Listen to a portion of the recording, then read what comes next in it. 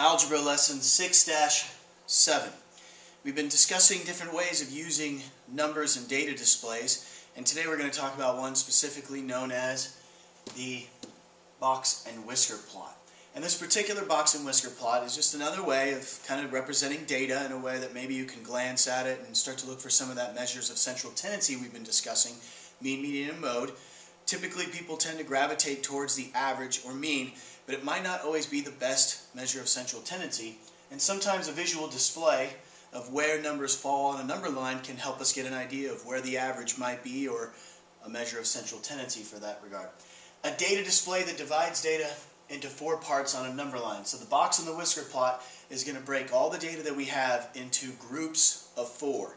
So there will be equal amounts of data in each one of the 4 sections. It doesn't mean that there will be the same types of numbers in each section, just the same amount of the data will be broken up into those sections. So, if we actually go through some steps that we can use to make these box and whisker plots, they're really rather simple. It's all based on the concept of median. For example, if you were to take a board that was a certain amount of length, say 4 feet, and you wanted to make 4 equal sections, obviously each section would be 1 foot long. But you could take and you could cut that board in half. And if you cut it in half, you'd have 2 equal sections. You'd have what we could say is the right-hand side and the left-hand side. You could take the left-hand side and cut it in half as well, and you could take the right-hand side and cut it in half, and you would create 4 equal pieces, each one being 1 foot long. And that's really what we're doing here. The median takes all the data in numerical order, and it cuts it in half. So the first thing we need to do with our data is put it in numerical order. And you might use a number line if you're struggling with the numerical order piece. You don't really need the number line at this exact function, but eventually we are going to use the number line to represent the data, so it's good to have it available. After you put it in numerical order, this is where the median comes into play. Just like I mentioned, taking that board and cutting it in half, that's referred to as the second quartile.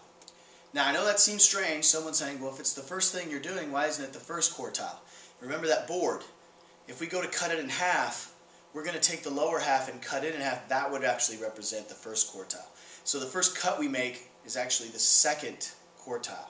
If you think in regards of the overall board, it might help. After you found the second quartile, look at the lower half, in this case of the board that we called the left-hand side. The lower half of the data, also find the median there. And after you found that first quartile, you can then find the third quartile, and the third quartile is the median of the upper half.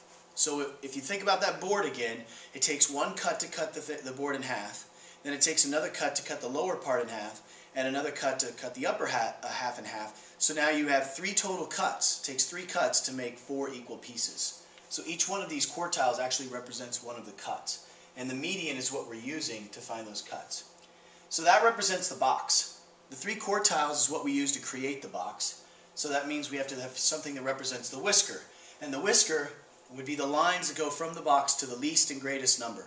So those don't have to be the same length. It's possible that one of the whiskers is much longer than one of the other whiskers. Alright, so that's okay. They don't have to be exactly the same symmetrical. So let's actually take a look at it. Here's some data. We've got a box and whisker plot we want to make from the following numbers: 39, 32, 27, 42, 21, 35, and 38. 1, 2, 3, 4, 5, 6, 7 pieces of data. So that's relatively easy. It's nice for finding the median when you have 7 pieces of data. According to our first step, we're supposed to write this in numerical order. It's really important when you rewrite something in numerical order that you don't lose track of the numbers that you're using. So you want to actually go through and maybe cross off the numbers as you go. Otherwise, especially if there's a longer list, you might lose track and write something down twice, write something down not enough, overlook it.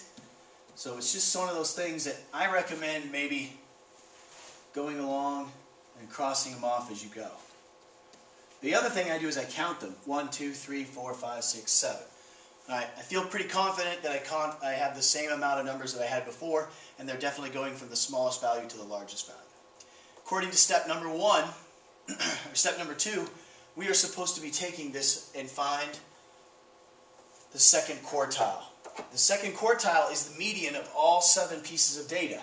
So that means right here is quartile 2, because there's an exact amount of numbers on each side.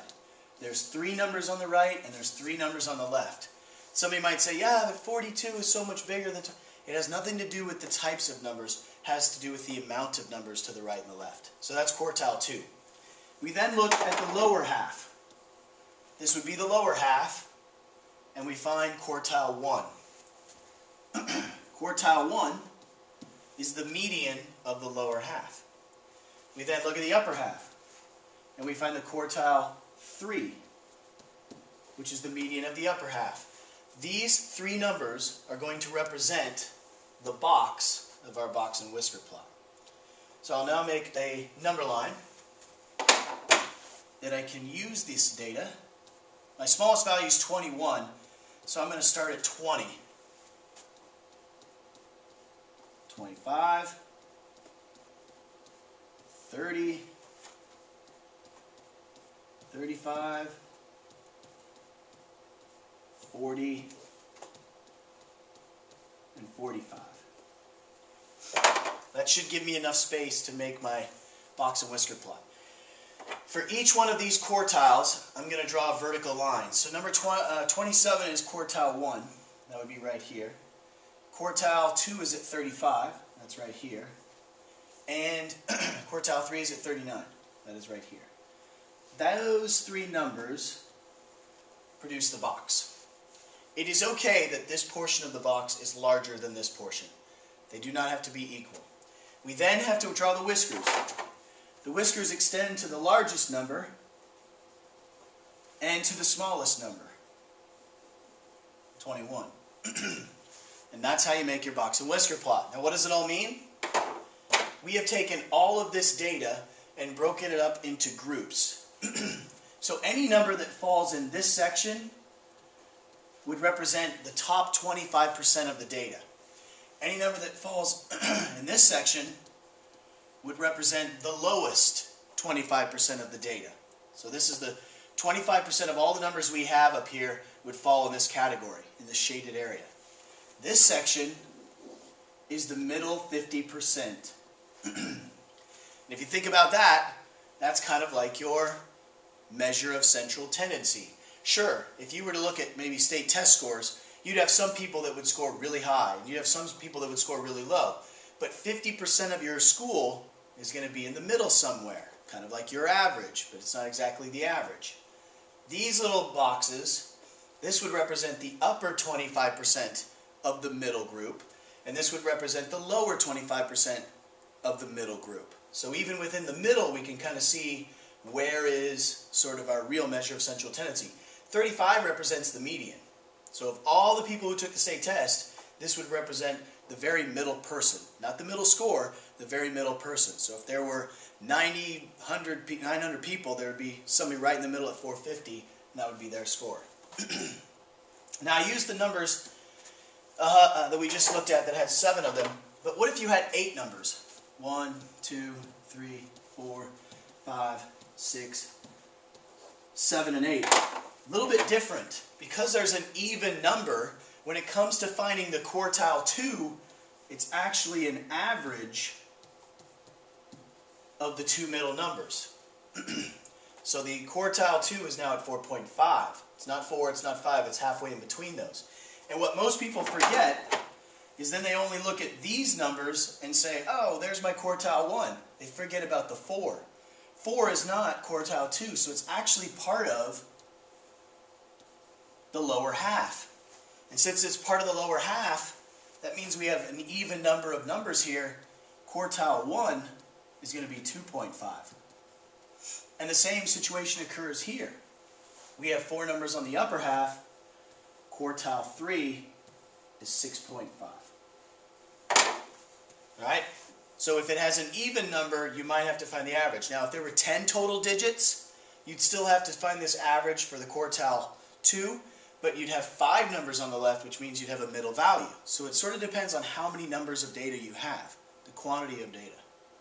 But overall, making a box and whisker plot is really based on finding medians. You've got a median here, a median of the upper half, a median of the lower half, and the whiskers go to the biggest and smallest numbers, and they represent chunks of data. 25% of the data will be there, 25% there, 25% there, and 25% there. That's what a box and whisker plot allows us to look at and see and compare.